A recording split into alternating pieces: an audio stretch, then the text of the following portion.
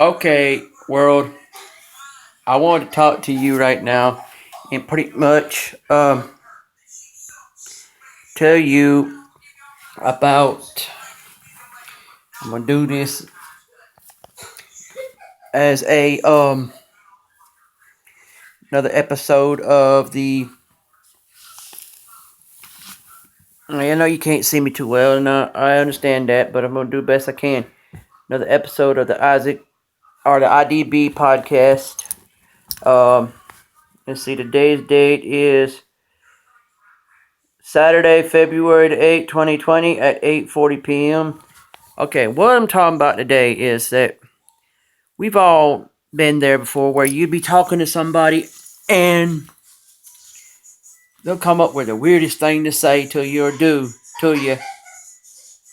And when they do, you end up being in the middle of a conversation that you didn't know much about. You didn't understand why they do what they did about it or what they said, but you knew that they did or said something about it, and it got to the point where it was like, okay, why did you do that or why did you say that?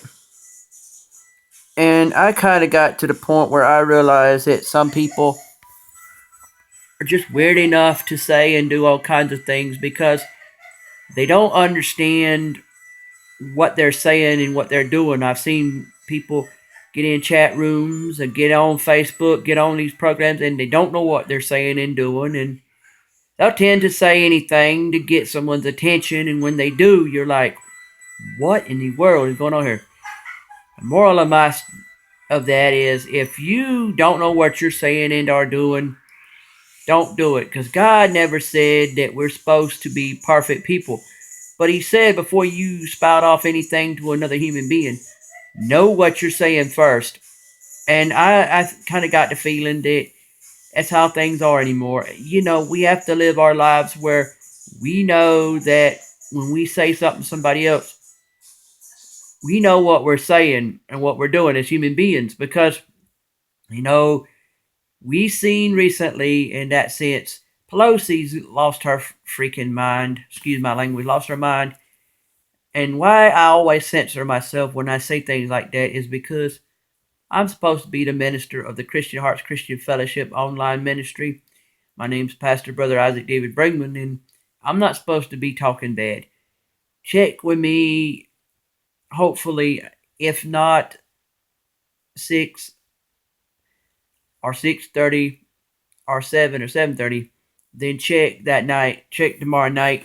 Either way, I will be with a church service where I'm preaching and teaching to y'all about the gospel. But tonight I'm coming with the podcast, and I think it's high time that you get it through your head that when we live in a world of politicians doing their jobs, we also live in a world of people who don't like them.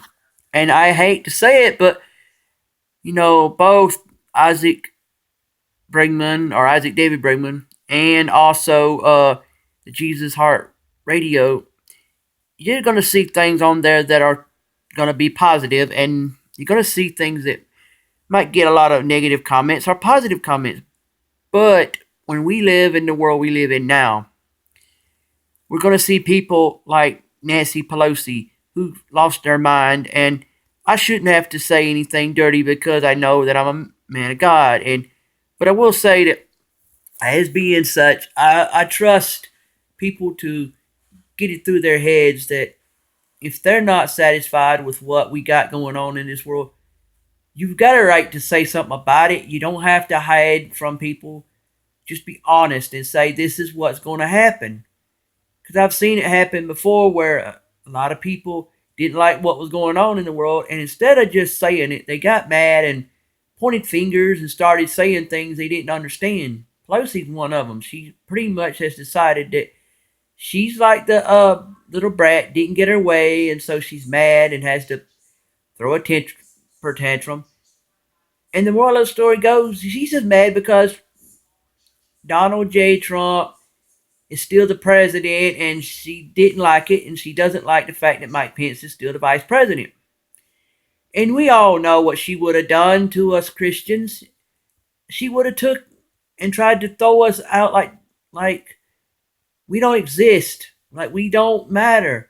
And she would like to take and just run through our stuff and leave us with all of our stuff except for whatever's Christian in it.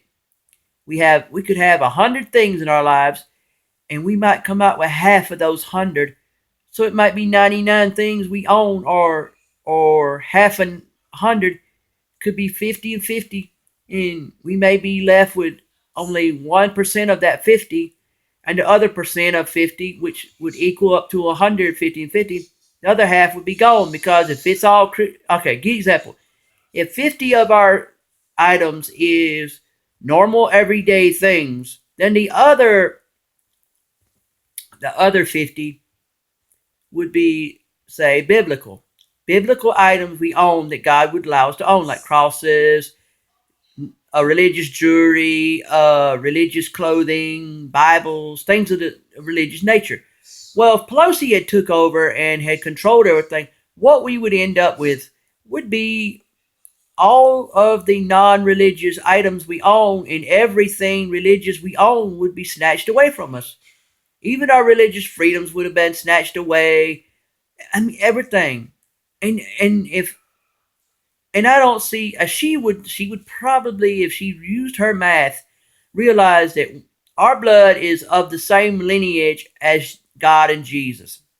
So that means if we give our blood for others to live, then it's saying that we also gave Jesus blood, because our blood is his blood in the physical sense. And so, if that being said, Miss Pelosi would have to say, or Miss Nancy, or Nancy, or however you want to be called by people like me, you would end up having to be basically saying that our blood that we give for others to live longer would be also saying Christ gave his blood for others to live. So, in a biblical sense, God and Jesus made others live longer through our blood. So, in that sense, she could say, stop giving blood, because if you stop giving blood, then you couldn't say, well, if I give my blood, then Jesus gave their blood too, because our blood is their blood too, in one sense of a biblical word. And there's a lot of things we could do that she could. And you know what? As long as we live in this world and breathe in this world and we love God and Jesus, I don't see where she could do anything to us, because we're not living in a world of, if she took over, God would just bow down and kiss her feet. No, God would raise up and say, look, Pelosi, look, Nancy, look, daughter, look, sister, you were supposed to have been a part of our world the whole time. You're just a part of your own world. You're supposed to be a part of God and Jesus' world. You're supposed to be a part of the earth that God and Jesus made for the Christians and for the world. And you want to be a part of the Nancy Pelosi world. You want to be a part of the evil dictator world. Yeah. Now you say she ain't no Hitler. Every politician that ever tried to look better than another man or woman or child is actually a dictator in my book, because they pretty much decided that they wanted to take over and run the whole shooting match. And it's like, God has been there for us before we ever were there for ourselves.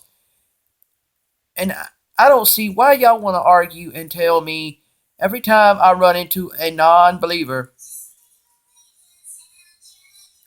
And I'm talking about the non-believer that believes in nothing. They're pretty much what I always called, after I found out the definition of a nihilist. Person that believes in nothing. And you know what? If you don't believe in God, you don't believe in Jesus, you don't believe in the devil, you've got to stand for something, or you'll fall for anything, as the saying goes. And I'm not trying to tell y'all what to believe in. I'm just saying, believe in something positive. Please, you should be believing in God and Jesus and worshiping God and Jesus, the Almighty Father and the Almighty Brother.